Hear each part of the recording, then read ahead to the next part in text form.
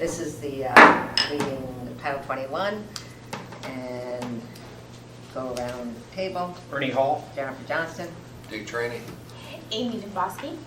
So It's not my stuff working when it's on now.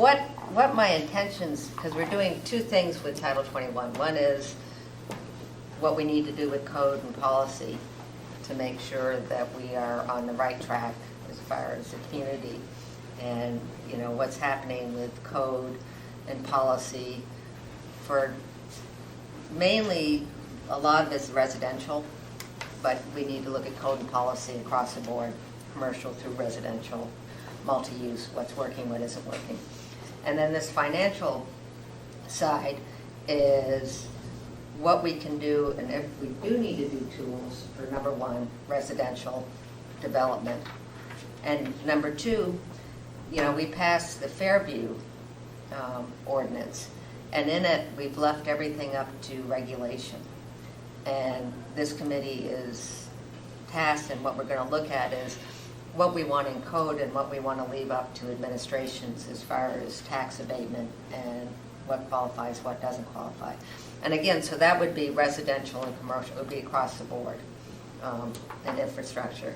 And so what I had wanted from the administration, if they get here, is I know that they had a lot of these conversations sort of building up to the Fairview discussion, and what impact it has on the municipality, what's working, what could work, what doesn't work, what exposure we have, what would they do in regulations. And so that was the report I was looking for today from them. I've also got Lucinda talking to Mark Pfeffer, because Mark wants to use this sort of a scheme. Remember the inlet inn down here that he took down? And he wants to develop that block, but he wants to have a tax abatement for that. So I sent her to talk to him. From what she told me, she had talked to him. Yeah, So that may be coming forward to us too. And so you can see what's kind of snowballing here.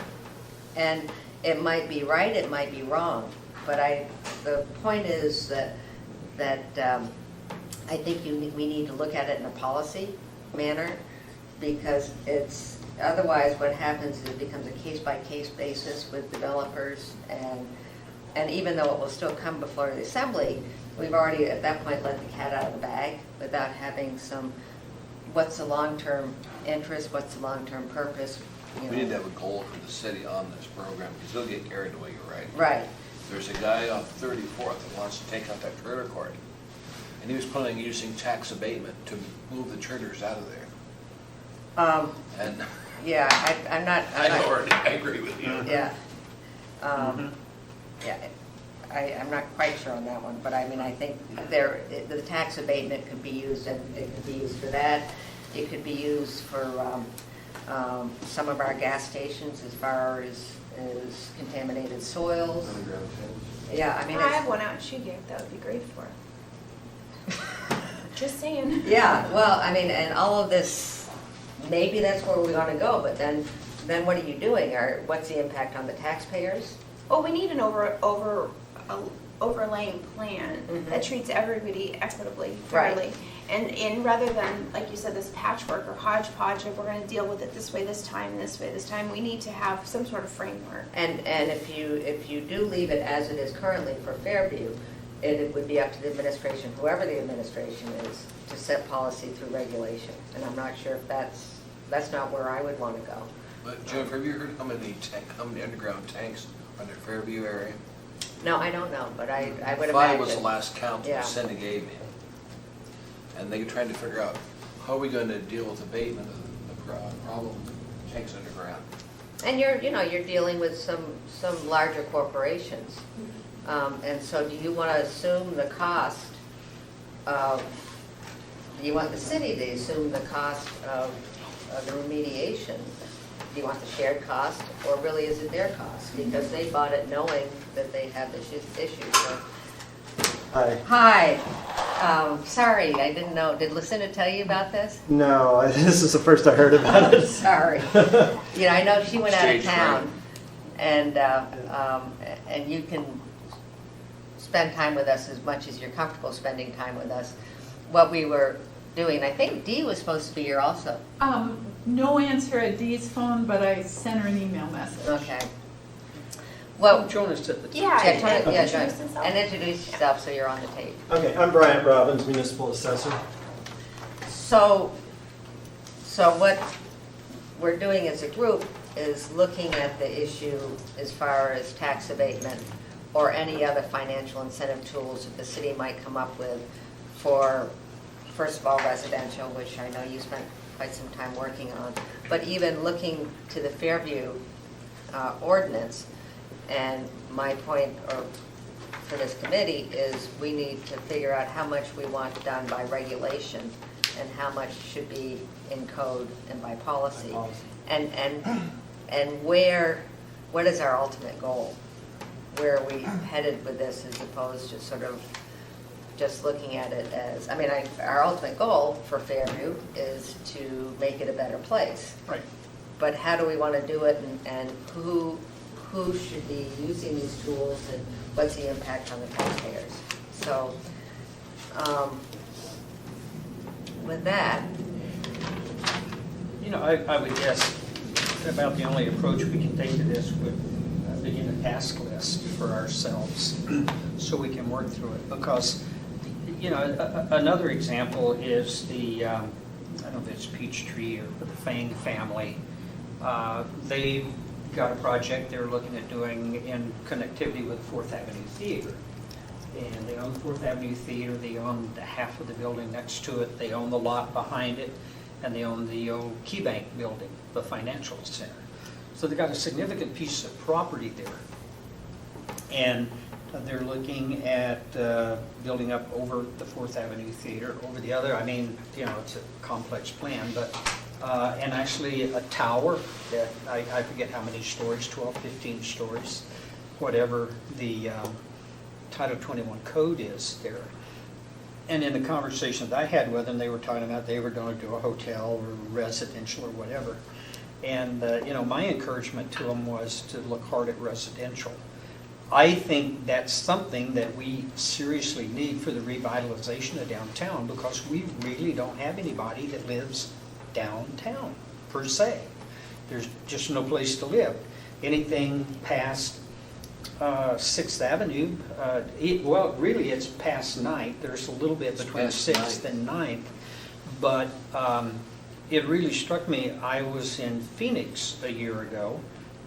Stepson, that's an attorney, and there's offices right downtown, and he said, we'll just walk and have lunch over here. He said, boy, you won't believe this area. Said it was really, you can use the term deteriorated because nobody was really occupying the buildings. So they went in and they did kind of a revitalization and turned, you know, they did the multi-use or where they had business 1, 2 floors, maybe small, but then it was all apartments or condos above.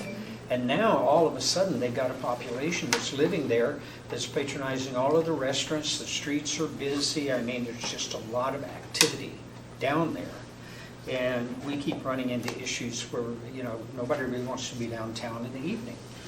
And if you were able to do that through incentives of some sort. So I guess where I'm going with this is, you know, I'd like to see a program where we have the opportunity to do incentives, but the first thing that we're asking ourselves is the benefit to the community for doing the incentive. I mean, you're going to have an investor that, of course, it's going to make it much more attractive to do it in some cases. You know, it would give them a better bottom line. But my question is, what does it do to the benefit of the people that live in this community? Fairview, over there, anything that happened is going to be a huge improvement to that community. I don't think any of us deny that. And I really pick up on, you know, I heard the deal about passing that tax on to others. And, you know, it takes me a little while, but now that I got my new glasses, I look I see smarter. it makes a difference. Yeah, now that I'm smarter with my new glasses, you know, the question is, you go in there and you do a project that increases the value of a property by $500,000. When do you put that on the tax roll? If you're getting a 10-year tax credit for infrastructure, Do you actually add that value at the end? Because if you don't, then you are passing that to somebody else. But if you don't value at that until a later date, I don't even know that that's a viable answer. But what I do know is if we give ourselves a list of things, questions that we've got, and how we do it, and the thing that, to me, is things that return benefit to us, all of us, as a community. And if that means better housing, a better population living in our downtown district, and I believe it'll become a much bigger business district, but right now, there's no place for anybody to live, literally, in what we line out as our business district where we have parking meters. There's just no residential really in there, so. And I would do the same thing in what you're talking about with Mark Pfeffer. What's he going to build? I mean, I think that's the thing that makes it attractive to you one way or another, is if there's some residential involved that's going to get some people to live downtown that come out of their apartment and walk down the street and go to Orso or Brew House or restaurants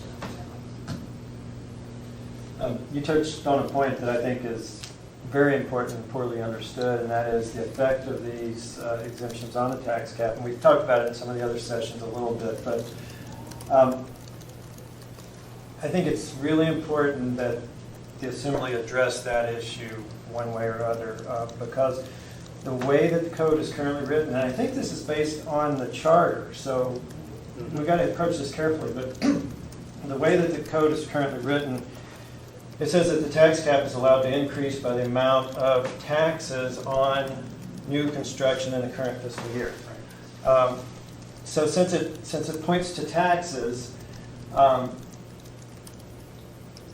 that constrains what you can call new construction. So if something's exempt, it generates no taxes, therefore the tax cap doesn't grow. So we talked about some ways to maybe remedy that, and those haven't been incorporated yet. If we don't grow the tax cap by the amount of the new construction, then any new services are simply unfunded. And so ultimately, any new services needed associated with those buildings are simply unfunded. They're not, that tax isn't passed on to others, it just doesn't get funded. And so at some point, you're really just reducing services to the community because you can't afford it. So that's a point that I've been kind of bringing up over and over again. I want to make sure that everybody... It's a very valid point, very valid point. You know, one thing that I've always realized is if we ever come up with a way to get some density of population, our bus routes will work so much better. I mean, you know, we want this ideal world where buses run every 10 minutes, but in the downtown area, who's going to catch the bus? There's nobody living downtown that needs it. They had a big deal with the Inlet Tower when that was condominiumized and apartments in there. The neighborhood come out and was avid about, no, we don't want it. Where are they going to put all those cars? What they come to find out is the majority of the people that moved in there don't own a car. They bought there or they want to be there because they can walk downtown or they can bike downtown. So they don't need a parking spot and have no desire. Anyway, just really interesting. In one of the Live, Work, Play meetings on housing that I just had, the new generation, forget XYZs, they've got all kinds of names. But this is a generation that owning a car really doesn't even go into their line of thinking. Pardon? Doesn't into their framework of what No, they want to do? no. Quite honestly, they're finding there's a lot of them coming around now that have no desire to own a home. And there's a lot of them, I mean, I even know my own kids didn't even want to get a license. You were going to say something. Yeah, I probably shouldn't, but I will. You know, I hear the comments that by bringing these new buildings or potential expansion of buildings online, that, you know, we're reducing services. If we don't bring them under the tax cap right then, we're reducing services citywide because we can't afford it. I don't agree with that. I think it's about prioritizing, and just because somebody's going to expand a building doesn't mean it's gonna negatively impact other city services. I just fundamentally disagree with that notion. So I'm not, you know, I hear something like that, and I just don't want it taken, like, we just all accept it, because I just fundamentally disagree. Yeah, It's about prioritizing. I think something that probably would reinforce that, because, you know, our building has always been further out and further out and further out, where you have to build the infrastructure to it. And if we have the ability to go in and build density where we're not having to build infrastructure for it, that's a big deal. You've got a fire department that's able to serve X number of square blocks. But when we go and build in Potter's Marsh, you got to develop a whole new fire service area. So I think the more we can do in focusing on growing the population in developed areas, it's a real benefit to the community. And I think we've got a population that really wants to live in that area. I would just like to follow up by saying, you know, what you were saying earlier, Ernie, those comments about revitalization of the existing areas. I mean, we see it, you know, in the justice, you know, realm, when the, you know, the whole broken windows theory. You bring populations in, you revitalize an area, the more people that you have that take pride in their community and are there, that you have extra sets of eyes. And so a lot of these issues that we see in the downtown area, I think if you could increase the residential population, I think you, over the long term, would end up cleaning up the area, because, you know, if somebody's there to say, hey, I see this guy over here playing with fire, and what is he doing, you know, then you have extra sets of eyes. You're more able to deal with those issues while they're small, before, you know, something bigger happens. So I totally agree with your comments. So what I'm hearing, I'm just wondering if the first part of the list is we look at infill in already existing high-density areas, so maybe look at an infill unit, you're saying downtown. So I think downtown's moving. It's now moving to Midtown.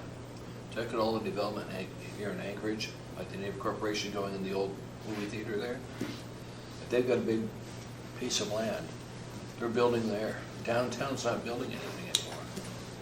It's coming to Midtown. So how do you define the city core?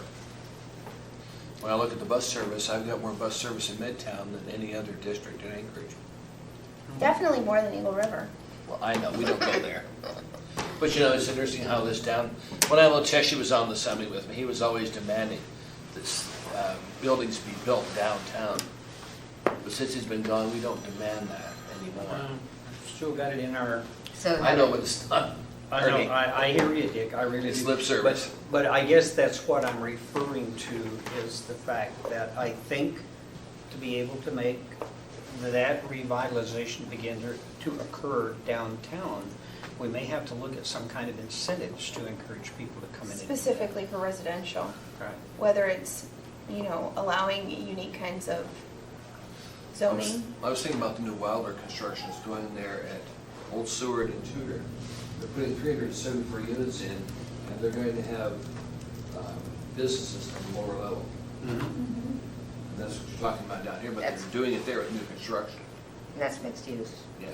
Yep. So I know that you did some of the work on the residential ordinance that ended up not being introduced.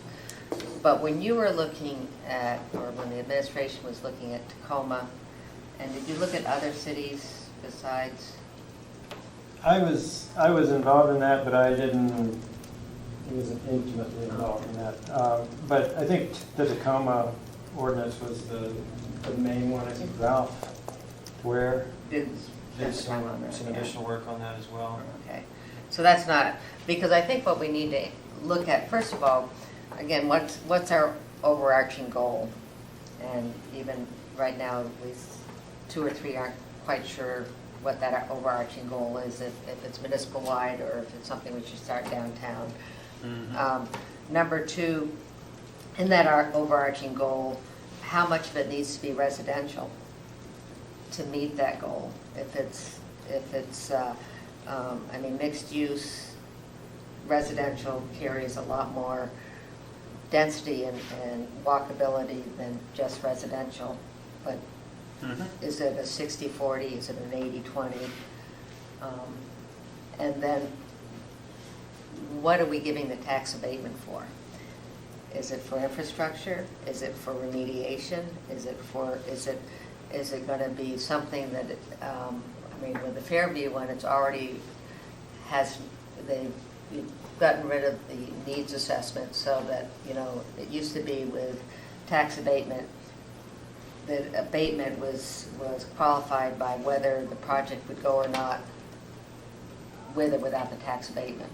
So taking that off the table, so are there any other qualifications? Does a tax abatement go to Safeway and to sewer, or does a tax abatement go to a local developer? You know, I think we need to think about that. And then again, what's the impact of the rest of the community in revitalization using tax abatement? And again, what happens with services, what happens to the tax cap? Right. So have I sort of summed up are there others that you think should be on that list? Well, you know, I'm going to go back to a comment that I made, that I think that the golden rule on all of this is for the benefit of the community. We did a 10-year sunset on Fairview. It is very possible, you know, that within that 10-year time frame, we feel that we've achieved the goal that we want, and that incentive would go away. I'm not looking, I don't know that anything that we're talking about doing is something that we put on the book and it's there in perpetuity. Right. We want it as long as it's for the benefit of the people that live in the community, that it's a benefit to all of us to be able to do it, not just for the sake of, because God knows in the early 80s, we didn't need to be giving anybody any kind of incentive. I mean, they were building anything that could get built. So to me, you know, anytime we do any type of an incentive, it's a law you put into place as long as it's good to the benefit of the taxpayers that live within Anchorage. I have another thing to throw out just because of my background with AWWU through the years. And you remember when first had the Enterprise Committee and the AWWU's revitalization, or, you know, the retrofitting of water and sewer. Their capital plan was very expensive, and it, come to find out, we thought it was actually larger than it should be, and it actually hugely impacted the debt equity ratio, something that we have to be aware of Right. as we're looking at bonding. And it almost cut it. We made like a 40% cut in the actual, we call it retrofitting, but, you know, taking old infrastructure and putting in new infrastructure. So if we go to some kind of abatement for your water and sewer lines, how are you going to deal with that? Do you deal with that? Do you have, is it privately constructed? And privately constructed water and sewer lines are anywhere to 20 to 40% of the cost of having AWW do it. But then how do you put that into your asset program? And then how do you do the tax abatement on it? I don't know if you guys studied that when you looked at You mean administering the Yeah. abatement? yeah. It's something we're discussing right now. We don't have a good mechanism for administering it right now, but we will design something as it comes on. Anyways, I think that's something that if we want to set policy, we need to figure out. I mean, they can have their discussions within the administration, and they can do it by regulation, or we might want to set a policy, because you don't, first of all, you don't want to do it, you want to have a decent debt equity ratio within our enterprise fund, and you also want to have something that works well with the enterprise unit itself. And I think it's something that we might want to address. And I don't know, you know, what else we can do without, I mean, I'm not sure if there's, without Lucinda, or we need, I think We're Dee missing a was. cog in the wheel. Yeah, Dee was Yeah. here too. Well, You know, to me, the main thing that we've accomplished today, in my own mind, is the connectivity between Title 21 and incentives. I mean, I think it's a lot bigger than most people have any realization of.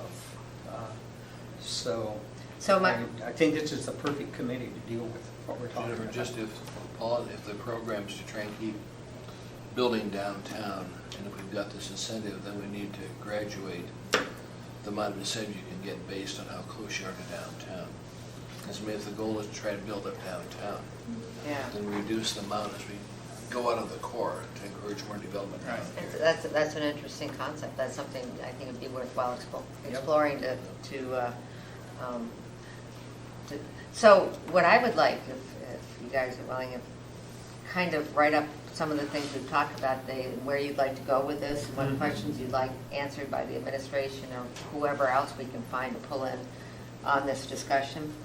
I think we'll have to pull in the utilities at some point too. Sure. We've, something probably we should have done yesterday, but at least we have a couple months, I think, to do this well. So if you could send questions or copy all of us, and then we'll make sure the administration has them so we can go from there. Then I'll try again to set up a meeting. Well, a successful meeting, we're all here. The committee's all here. And remember, we said we were going to be the committee, that we would have experts. Right.